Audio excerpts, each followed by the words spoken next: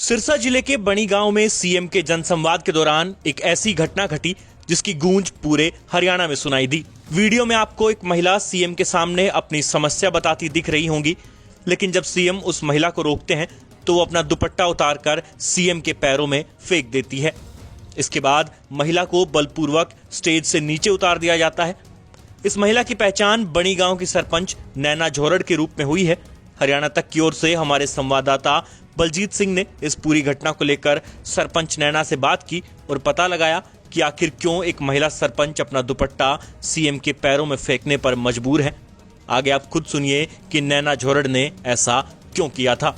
प्रदेश के मुख्यमंत्री मनोहर लाल खट्टर का 3 दिवसीय दौरा सिरसा का खत्म हो चुका है। कल गांव बनी के अंदर जो यहाँ की सरपंच हैं श्रीमती नैना झोरड़, उन्होंने अपना मांग पत्र रखा, लेकिन बीच में ही मुख्यमंत्री के टोकने के बाद उन्होंने अपना दुपट्टा उनके पैरों में रख दिया, लेकिन उसके बाद उन्हें बलपूर्वक स्टेज से उतारकर घर में नजरबंद कर दिया गया। आज उनके पास पहुंचे हैं, उनसे पूछते हैं कि क्या आफ्टर ऑल क्या वजह रही इस सारे मामले की। चौकी भी लेके गए थे सर।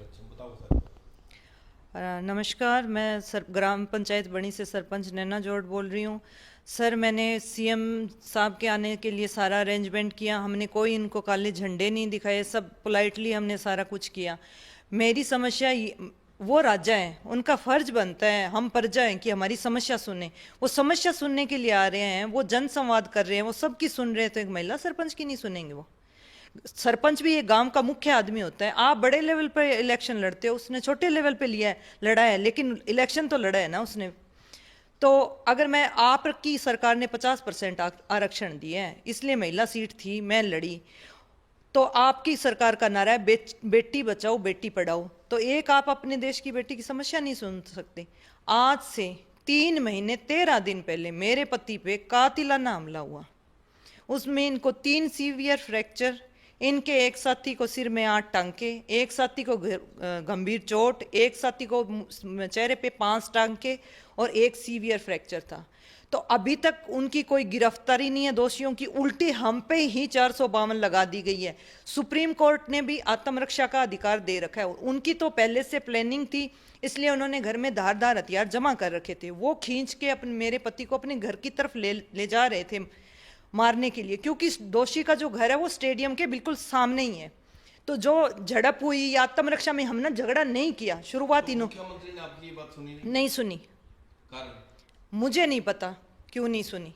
वो तो उनको पता होना चाहिए ना कि मैंने किसी पार्टी के खिलाफ या कुछ नहीं बोला। मैं तो अपनी समस्या बता रही थी, जैसे मैं आपको बता रही हूँ वैसे ही मैं सीएम साहब को बता रही थी कि आज हमारे गांव में 23 साल बाद आए हैं, क्योंकि डीसी साहब को 2 बार मैंने कर लिया। हमारी जांच को इधर से उधर पटका जा रहा है, मानसिक तौर पे हमें ही परेशान किया जा रहा है। 452 किस बात की, जब हम घर में घुसे ही नहीं। जो झड़प हुई है वो गली में हुई है। उनके पास बड़ी बड़ी कुल्हाड़ियाँ थी, तो इन्होंने बचाव के लिए जो कुछ किया, उनको एक जने को मामूली, 1-2 जने को मामूली चोट जो लगी है, उसको उनको फ्रैक्चर बताया गया है, और हमारे जो फ्रैक्चर है उनको मामूली चोटें बताई गई है। इस सारे झगड़े के पीछे कोई राजनीतिक कारण है? अब जी वो हार गए हैं, हार बर्दाश्त नहीं हो रही है, और कोई कारण नहीं है। और वीडियो के तौर पर हमारे पास सारे सबूत मौजूद हैं कि झगड़ा या झड़प कहाँ पे हुई, वो झड़प कहाँ पे हुई है। आदमी वो जो दोषी है विनोद पुत्र जसपाल, वो 25 जनवरी को पंचायत घर में मुझ पर हमला करने के लिए लोहे की रोड लेके पंचायत घर के अंदर आया था। कोई पॉलिटिकल, कोई गॉडफादर की शय है उसको? हो सकती है जी, मैं किसी का नाम नहीं लूंगी, मुझे नहीं पता इस बारे में, मुझे नहीं पता कुछ भी। तो सरपंच साहब, एक मुख्यमंत्री ने O2 में प्रेस कॉन्फ्रेंस करके एक बात कही भी, कुछ लोगों का काम होता है खलल डालना, प्रोग्राम को खराब करना, तो उस पर कुछ कहेंगे? मैंने प्रोग्राम में कोई खलल नहीं डाली। मेरे हस्बैंड के साथ जो कातिलाना हमला हुआ है उनकी वीडियो सब मैं आपको उपलब्ध करवा सकती हूँ। सारे सबूत है, सब केस चल रहा है हमारा। मेरा कोई वो नहीं था, मेरे को कोई सीन क्रिएट नहीं करना था, वो सब है हमारे पास। इनको चोट लगी हुई है, सब है सारी। तो पुलिस ने आपकी कोई सुनवाई नहीं करी जी कभी। हमारा पहले डबोवाली में केस था, वहाँ चक्कर मरवाते मरवाते अब सिरसा में भेज दिया गया हमें। फिर 452 हमारे ऊपर किस बात की? फिर सर आप मेरी पूरी बात सुनिए। 25 जनवरी को वो आदमी विनोद पुत्र जसपाल रोड लेके पंचायत घर में मुझे मारने गया। मैं अंदर ऑफिस के अंदर बैठी थी, ये लोग, सर्दी थी इसलिए धूप में बाहर बैठे थे, काफ़ी लोग थे। वो वहाँ से चला गया, उस वक्त हमला नहीं कर पाया।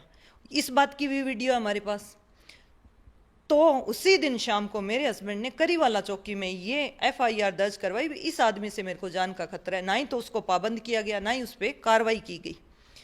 ठीक 9 दिन बाद 3 फरवरी को उस आदमी ने कातिलाना हमला कर दिया। और हमारे गांव में खेल महाकुंभ था, पुरस्कार वितरण समारोह के दौरान सार्वजनिक जगह पे इन पे हमला हुआ है। नहीं तो मान लो पुलिस आपकी राजनीतिक दबाव के कारण नहीं सुन रही, तो आप कोर्ट की शरण में क्यों नहीं जाते? कोर्ट की शरण में आपको पता है कोर्ट में हमारे कितने केस पेंडिंग पड़े हैं? हमारे पूरी कोर्ट में कितना दबाव है पूरे इंडिया में। कोर्ट में भी क्यों ऐसी क्या है, इतना बड़ा क्या है जो पुलिस न्याय नहीं कर पा रही? नहीं, पुलिस के बड़े अधिकारियों से मिले हो? हाँ जी, मैं DC साहब से मिली हूँ, SP DSP सबसे।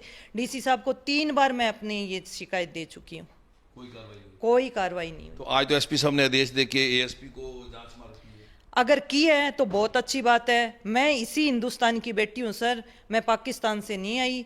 अगर सर ये सरकार कहती है बेटी बचाओ बेटी पढ़ाओ, तो अपनी बेटी को न्याय दे दो।